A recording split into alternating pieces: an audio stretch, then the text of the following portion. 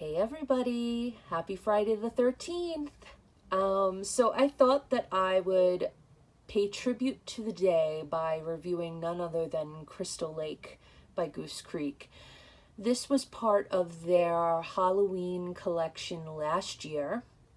Unfortunately, they didn't bring it back again this year, but don't fret, I do have an alternative if you are interested in what I have to say about this fragrance or fragrances in this category.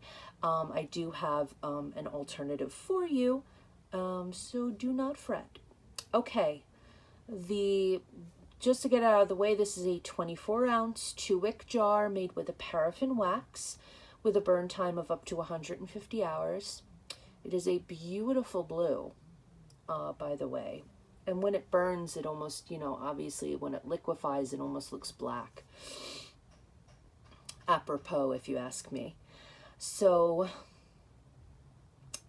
the overview is: an eerie feeling fills the air as a full moon peeks through the clouds.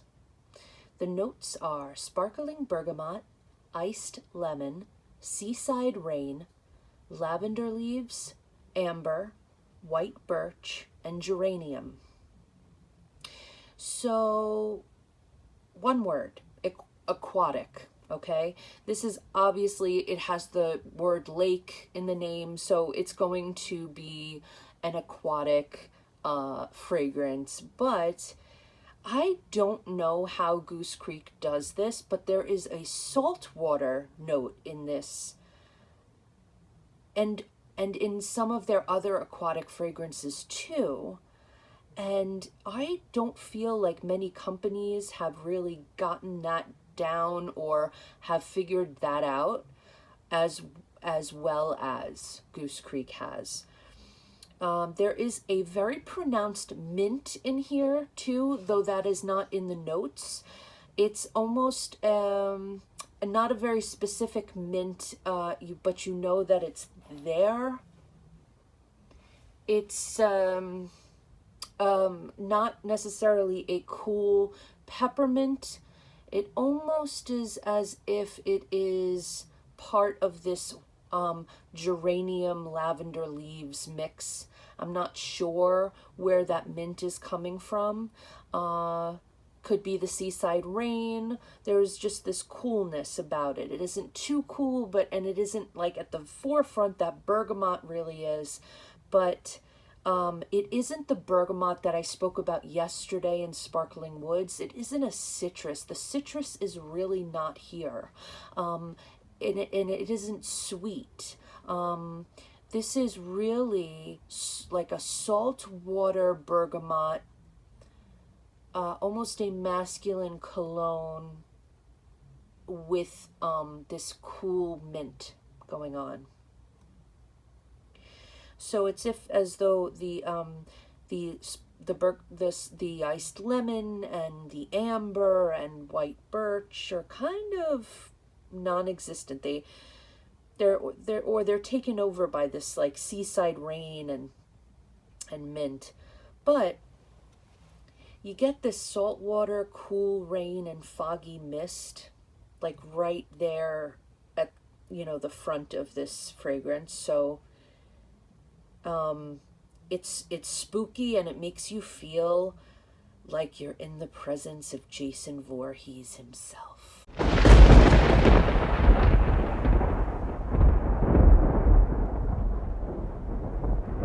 Had to. There's also a black pepper note in here that hits you, like it hits me right at the back of the throat. It dissipates quickly, but it's still like this spiciness that kind of comes more when it's burning and less on cold. However, I think if you are into these types of oceanic aquatic fragrances, then this definitely would be up your alley. Unfortunately, since it's not here anymore, I've found an alternative, which is Bergamot Mist. Now I have burned a whole entire jar of Bergamot Mist, and I have a backup. what's cool is that there are 3 main notes in Bergamot Mist that are also in Crystal Lake, and they are sparkling bergamot, lemon zest, and geranium. So as you can see, there's this there's something tying them together. And when you have these types of scents from Goose Creek in particular, you are going to get that sea salt air fragrance. This almost as if you are smelling sea foam itself.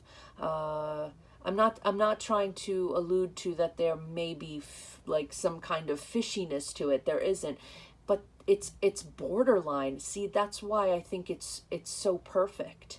How I don't know how they got this note in there, but Bergamot Mist has that same thing. So there's this like component in it that I'd never seen in a candle before, and I've had conversations about this, like how do they do that, with people who've also noticed it. It's pretty cool, and I find that I'm somebody who doesn't necessarily like these kinds of fragrances, like cool waters and all these kinds of things. Sometimes I can do it, and sometimes I'm like, meh, it's really not my thing. But these are Bergamot Mist and Crystal Lake are fragrances that I don't mind very much. They feel clean. There's something very neutralizing about them, and I quite like that. I also feel like every once in a while it's really nice to burn these kinds of fragrances if you're not burning them quite often. It almost like cleans the palate a little bit. But I really did, this isn't something I would buy again, but it's something that I'm enjoying having, this one shot with.